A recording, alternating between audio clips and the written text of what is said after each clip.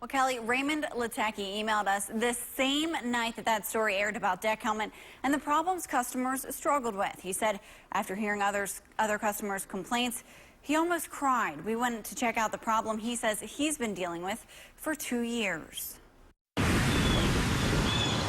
From a distance, you might not notice. We refuse to give up. But Naomi Latecki says get up close to her deck, and it's not only an eyesore, it's dangerous. I thought that it looked like siding, and my concern pretty immediately was there was no drainage. She says they paid big bucks back in 2012 for a resurfaced deck. The biggest problem, she says, is the surface wasn't at all what they expected. The nice thing about a deck, generally, if you have a little spacing, things fall through and naturally, will decay under the deck.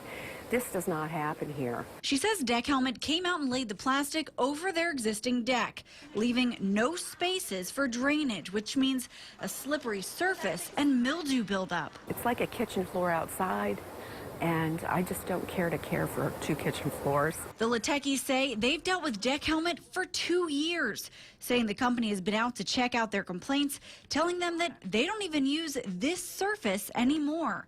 The Lateckis signed another contract in 2014, saying in part that the company would take off the plastic, power wash the deck, and apply Deck Helmet's coating on top.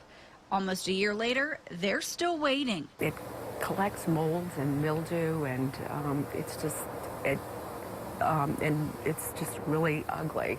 And it got uglier. That's when they caught In Focus and a story all too familiar. And we were grateful to see that ABC2 were actually helping other folks in our same position.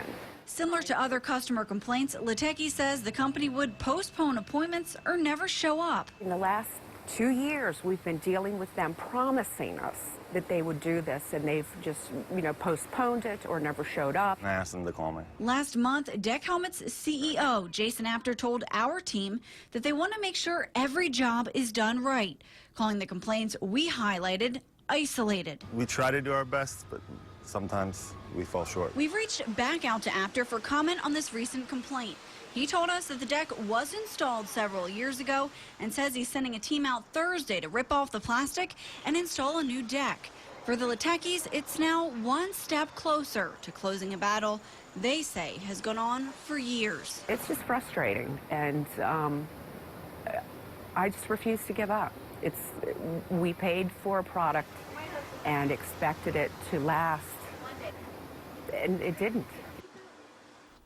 Now, the company's CEO told us last month that they would be sending out crews the very next day to fix the problems from our original story. The customers tell us they did. We highlighted Tammy Witt's story here on In Focus last night. She says after our story, the company came out and fixed everything that she wanted and more.